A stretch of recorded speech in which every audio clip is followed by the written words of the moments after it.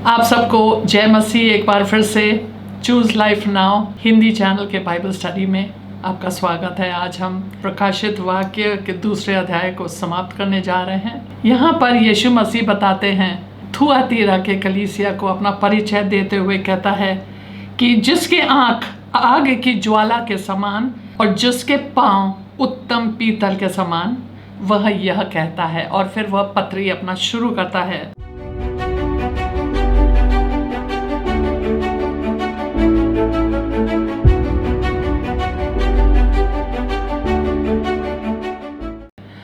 लेकिन उत्तम पीतल न्याय को दर्शाता है। आंखें, यह भी है कि उनके आंखें आग की ज्वाला के साथ, या तो न्याय के लिए लीजिए या फिर कह सकते हैं कि वो सब चीज उनके नजर में है। सो आइए शुरू करते हैं। थुआतीरा की कलीसिया के दूत को यह लिख, परमेश्वर का पुत्र जिसकी आंखें आग की ज्वाला के समान और जिसके पांव उत्तम पीतल के समान है, वह यह कहता है कि मैं तेरे कामों, तेरे प्रेम और विश्वास और सेवा और धीरज को जानता हूँ, और यह भी कि तेरे पिछले काम पहलों से बढ़ के है। यहाँ पर यीशु मसीह, जैसे मैंने कहा, जब वह अपना पत्री शुरू, जितना भी बुरा कलीसिया क्यों नहीं है, ये कहते हैं यह थुआतीरा का कलीसिया इतना दुष्ट कलीसिया था। जैसे अभी जब हम पढ़ेंगे तो आप देखेंगे कि इतना दुष्ट कलीसिया था, उसके बावजूद उसके शुरुआत में ऐसे लगता है कि कितना आदर्श कलीसिया है। ये कहता है मैं तेरा प्रेम, तेरा विश्वास, तेरी सेवा, तेरा परिश्रम और तेरे धीरज को मैं जानता हूँ। वाह, ये सारी एकदम, मतलब कि फिर क्या रह गया। कहता है मैं तुम्हारे काम को जानता हूँ, मैं जानता ये भी हूँ कि तेरा काम बढ़ता चला जा रहा है। आखिरी में वो कहते हैं और आखिरी का काम शुरुआत के काम से भी बढ़ के है।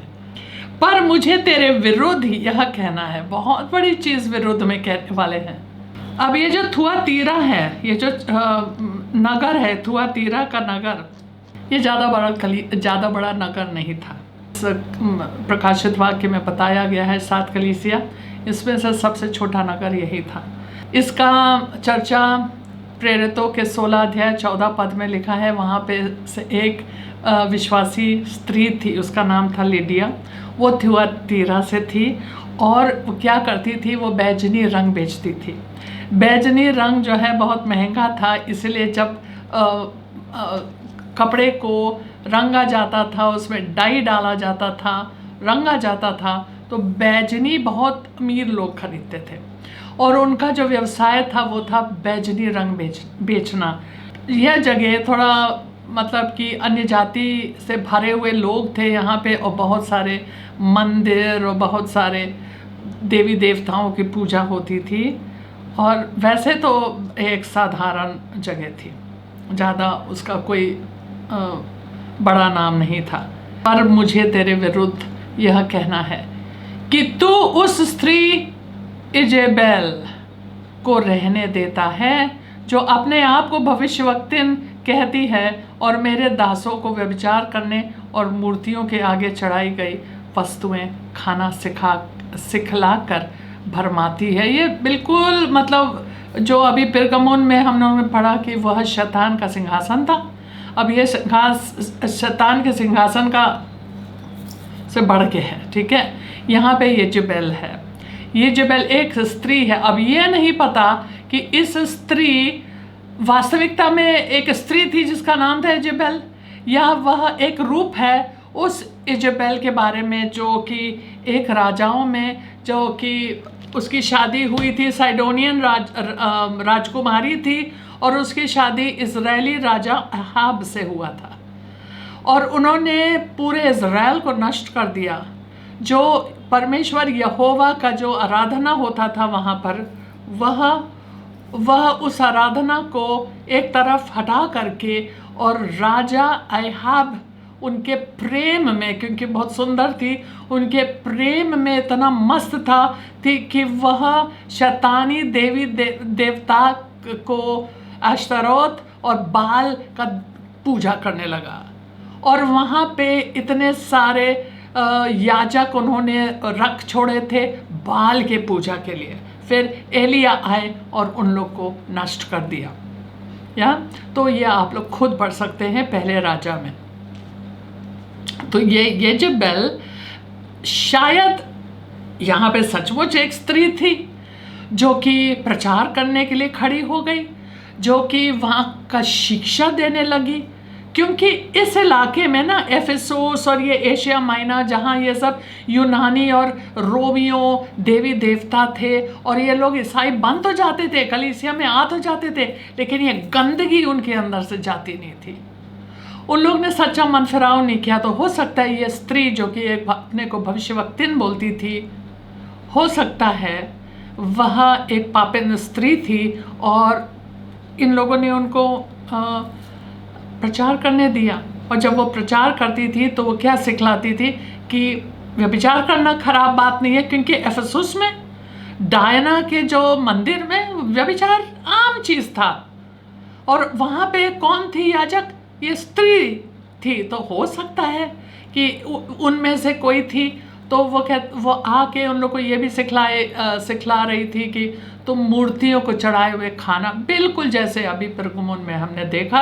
और वहाँ पे उन्होंने कहा तुम्हारे यहाँ वो बिलाम जैसा एक है जो सिखा रहा है उल्टा सीधा चीज़ें। यहाँ पर इजेबेल सो फिर कहता है मैं तेरे विरोध में यह बात कहना चाहता हूँ कि तुम लोग इस औरत को कैसे झेलते हो। सही बात कि मैंने उसको मन फिराने के लिए अवसर भी दिया। तो हो सकता है जैसे इज़राइल में अहाब के समय में स्त्री को इतनी महत्व मिली क्योंकि पत्नी थी, रानी थी, हो सकता है इसको भी। हो सकता है जस्ट एक रूप है किसी और चीज़ के बारे में, किसी दुष्टता के बारे में बता रहे हैं यीशु। लेकिन अब हम लोग यही सोच के चलेंगे कि एक स्त्री थी, उसका नाम इजेबेल थी, वो गलत शिक्षा दे रही थी और यीशु मसीह कहते मेरे दासों को भरमा रही थी। तो कहते हैं मैंने उसको मन फिराने के लिए अवसर दिया, पर वह अपने व्यभिचार से मन फिराना नहीं चाहती, वह इसी रास्ते पे चलना चाहती है। देख मैं उसे रोग शैया पर डालता हूँ, यह चेतावनी है, मैं उसे नष्ट कर दूंगा। रोग शैया, क्योंकि यह व्यभिचार सिखा रही है ना, तो रोग शैया में डाल देंगे।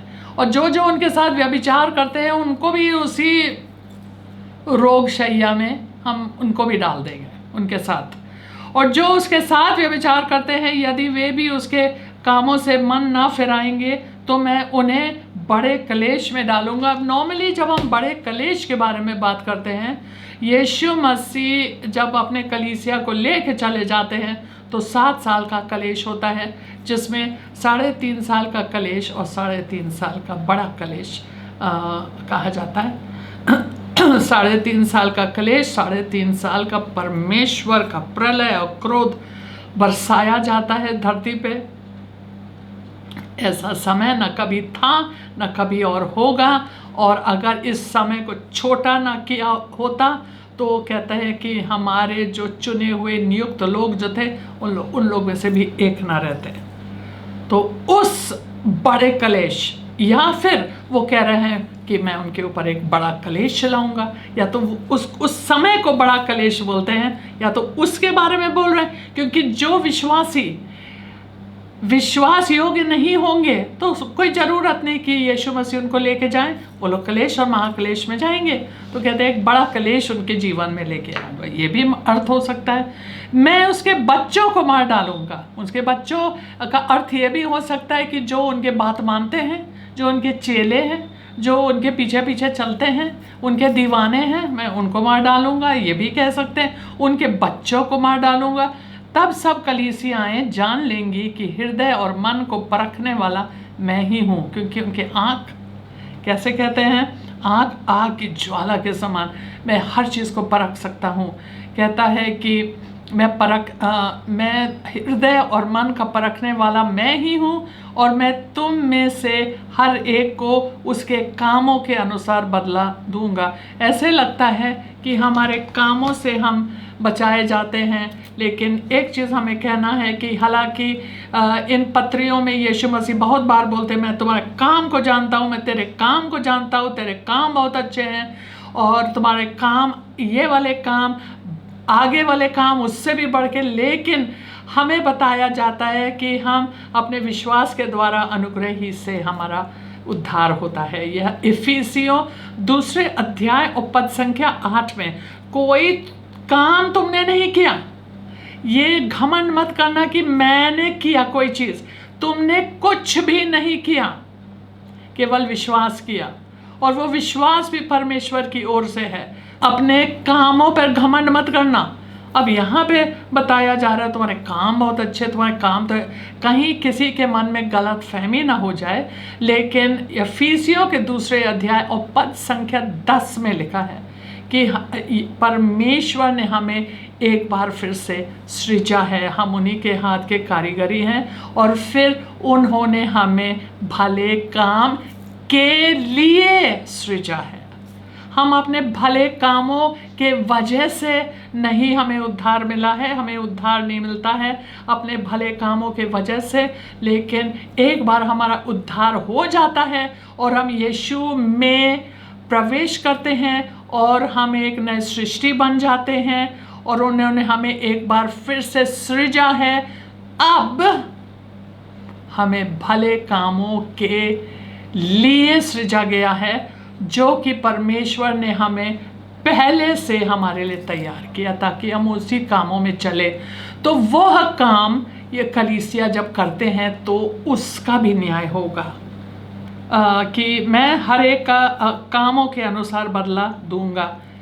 पर तुम थुआतीरा के बाकी लोगों से जितने इस शिक्षा को नहीं मानते और उन बातों को जिन्हें शैतान की गहरी बातें कहते हैं नहीं जानते, यह कहता हूँ कि मैं तुम पर और बोझ ना डालूंगा। मतलब कि थुआतीरा में कोई ऐसे भी एक मतलब ये झुंड में ऐसे भी लोग थे जो भले काम करते थे, अच्छे लोग थे, और जो शैतानी बातें सिखाई जा रही थी चर्च में, और जो शैतान की गहरी और गंदी और अंधकार की बातें, ये लोग उससे अज्ञात थे, उन सब चीज़ों से अज्ञात थे, वो नहीं समझते थे। तो कहते हैं उन लोग से मैं कह रहा हूँ, क्योंकि वो लोग इन बातों में शामिल नहीं है, शैतान की गहरी गंदी बातों से। कहते हैं मैं उन लोग से कहता हूँ कि मैं और बोझ तुम्हारे ऊपर ना डालूंगा, पर हाँ जो तुम्हारे पास है उसको मेरे आने तक थामे रहो, जब तक मैं आऊँगा तब तक उसको थामे रहो। तो इसमें प्रभु हम लोग को सांत्वना देता है कि हाँ हम तुम्हारे ऊपर दया दिखा रहे हैं, तो वो जो तुम जानते हो, जो तुम करते हो उसको थामे रहो, मेरे विश्वास में बने रहो।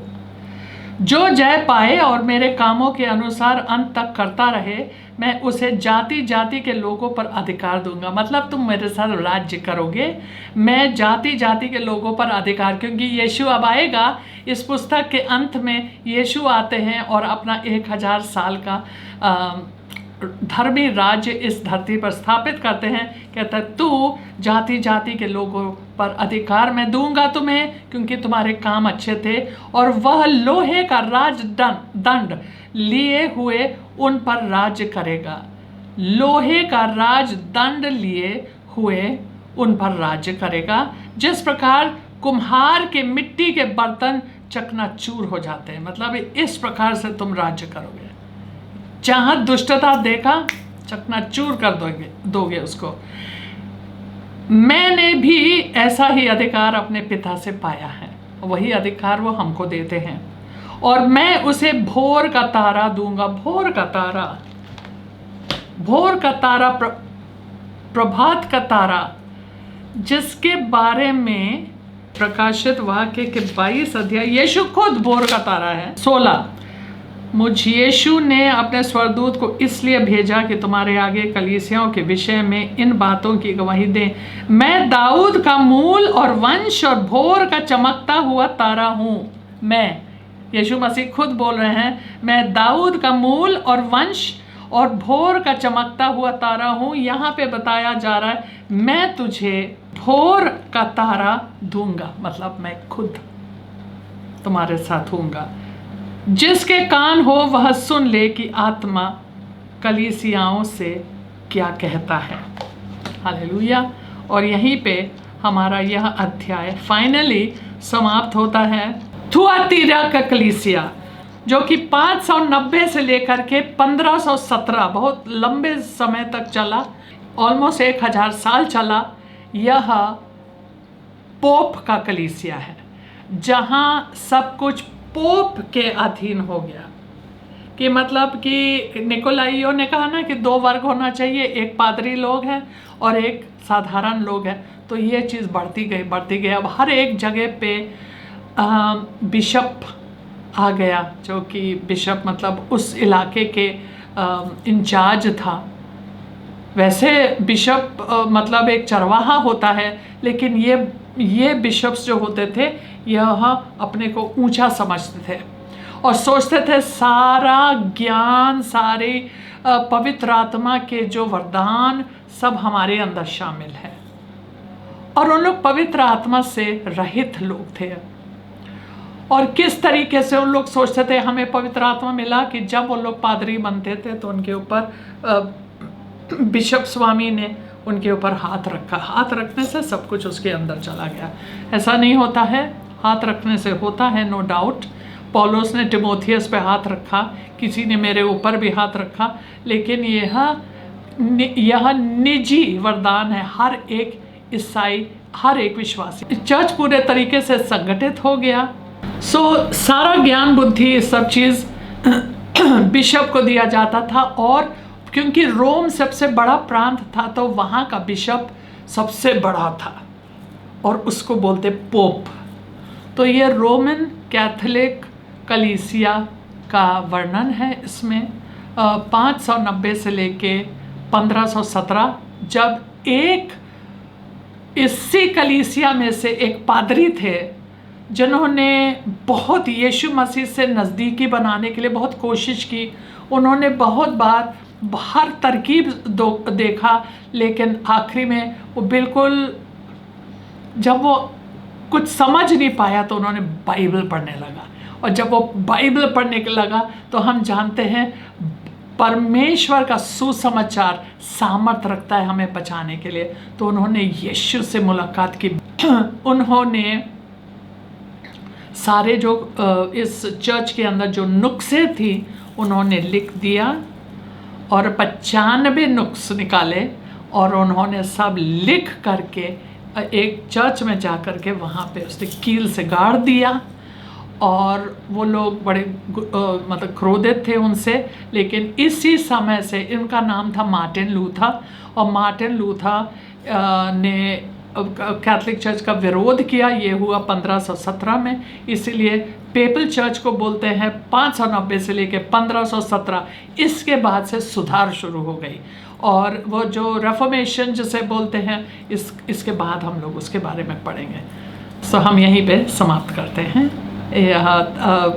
थुआतीरा के चर्च की यीशु मसीह ने भविष्यवाणी में क्या क्या चीज़ें उस कलीसिया को कही, और इतिहास में इस समय के जो यह चरण थी, कलीसिया के चरण, इसके बारे में भी बताया है।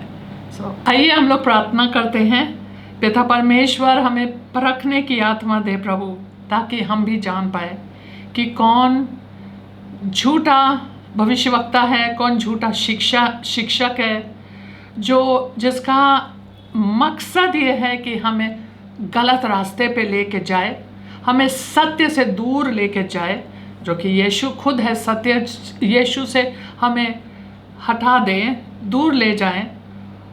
और जब हम कोई चीज़ सुने प्रभु यीशु मसीह, हमें ऐसी परख की आत्मा दे और हमें ऐसे सत्य के ज्ञान दे और समझ दे बुद्धि की आत्मा दे कि जब हम कोई गलत चीज़ सुने हम तुरंत उसको पकड़ लें प्रभु, और हर एक चीज़ पवित्र आत्मा के फिल्टर से हमारे दिल में जाए, हम जान पाए नहीं ये गलत है, और हमें शैतानी बातों से और शैतान के सारे गंदे कामों से सुरक्षित रखें। क्योंकि अब दुनिया में बहुत सारा